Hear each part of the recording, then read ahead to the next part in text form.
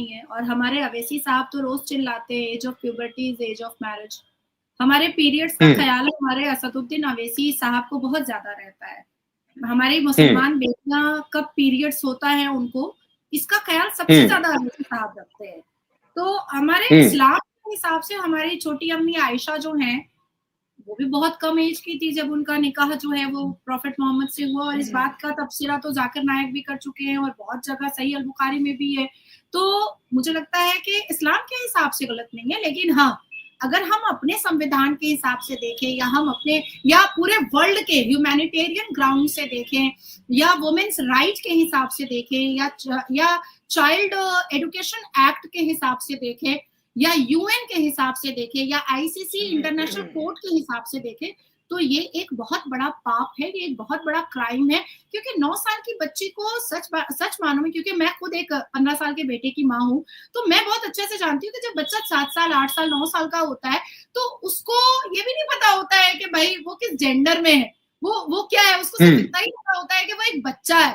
और 9 साल की बच्ची की शादी की बात, ये भी मुझे लगता है मेरे लिए मेरे रोंगटे खड़े कर रहा है। हालांकि मेरी शादी खुद 18 साल 7 महीने की उम्र में हुई, और जो दर्द, जो तकलीफ, जो एट्रोसिटी, जो ह्यूमिलिएशन, जो इंसल्ट, क्योंकि मैं विडो भी हो गई 1.5 महीने के बाद, तो वो चीजें मैंने खुद बर्दाश्त की है। तो 9 साल की बच्ची के साथ अगर कोई हादसा हो जाता है उसके निकाह के बाद, तो मुझे लगता है कि वो तो बर्बादी हो जाएगी पूरी कंप्लीट। नहीं, हादसे की तो बात बाद में आएगी नाजिया जी, लेकिन 9 साल की बच्ची वो दुनिया देखी नहीं है, आप मतलब ये कैसे, मतलब मैं तो उसको सोच ही नहीं पा रहा हूँ।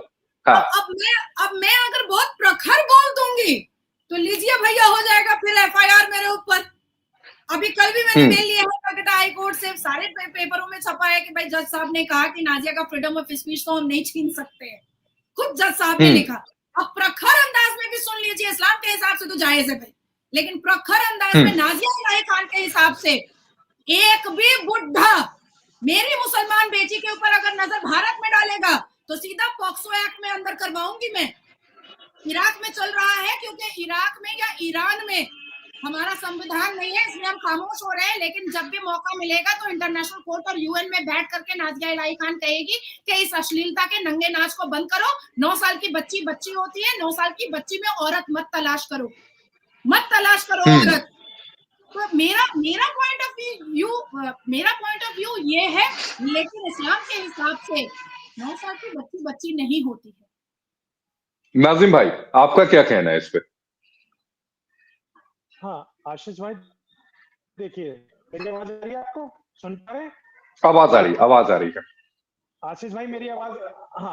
हाँ आशीष भाई, देखिए जिस तरीके से बात अभी नाजिया इलाही जी ने कहा है इस्लाम को लेकर, तो मैं इनको बता दूं, देखिए उम्र का जो इन्होंने तकाजा दिया है 9 साल का, तो मैं ये कहता हूँ कि उससे पहले इन्होंने कहा था कि लेडीज का जो एक मंथली मामला होता है उसको देख के ही उसको बताया जाता है कि हाँ ये बालिग हो गई है। लेकिन मैं ये कहता हूँ आशीष भाई, ये हमारा जो भारत है संविधान से चलता है, और यहाँ पर जो एक मिनिमम एज तय की गई है वो 18 साल है। तो मैं ये कहता हूँ कि 18 साल बिल्कुल परफेक्ट है।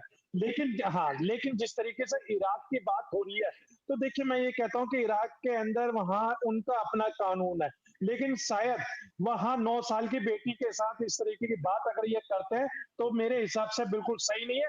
इस्लाम लेकिन हाजी भाई, इसको लेकर आवाज कौन उठाएगा? अगर इजराइल फिलिस्तीन पर हमला करता है तो हमारे मुसलमान भाई आवाज उठाते हैं। अगर मुस्लिम बच्चियों के साथ कहीं गलत हो रहा है तो क्या हमारी जिम्मेदारी नहीं बनती कि हम आवाज उठाए? हाँ बिल्कुल, देखिए हम लोगों की नैतिक जिम्मेदारी बनती है कि कहीं पे भी अगर कहीं कोई भी बेटी, चाहे वो किसी भी समुदाय से ताल्लुकात रखती हो, अगर उसके साथ गलत हो रहा है तो हम सबको एकजुट होकर आवाज उठानी चाहिए। और देखिए हम लोग भारत सरकार से अपील करते हैं कि जिस तरीके से इराक ये कानून बना रहा है उस कानून का बिल्कुल बहिष्कार करें और कहें कि देखिए बेटियां में कोई भेदभाव नहीं होनी चाहिए। बेटी की जो उम्र है भारत में 18 साल है, आप 18 साल की उम्र में ही जो आपका कानून पहले चल रहा है उसे ही रहने दीजिए, इसमें आपको चेंजिंग करने की जरूरत नहीं है। और देखिए एक चीज और मैं कहना चाहता हूँ, जो नाजिया इलाही जी ने अभी एक बात कही थी कि अगर कोई बाहर का अगर हमारे देश में बुढ़ा आता है तो हम उसे होने नहीं देंगे। यहाँ भारत के अंदर जो शादी की बात इन्होंने कही, तो मैं कहता हूँ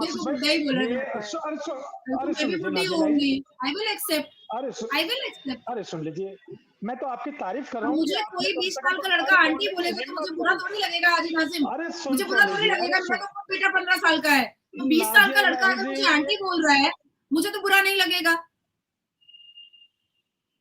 अरे सुन तो लीजिए, मैं तो आपकी तारीफ कर रहा हूँ कि आपने अरे 60 साल का बुड्ढा, नाजिम सुनो, 60 साल का बुड्ढा अगर 9 साल की बच्ची से शादी करेगा तो मैं उसको बुड्ढा ही बोलूंगी, मैं उसके लिए यही शब्दावली इस्तेमाल करूंगी।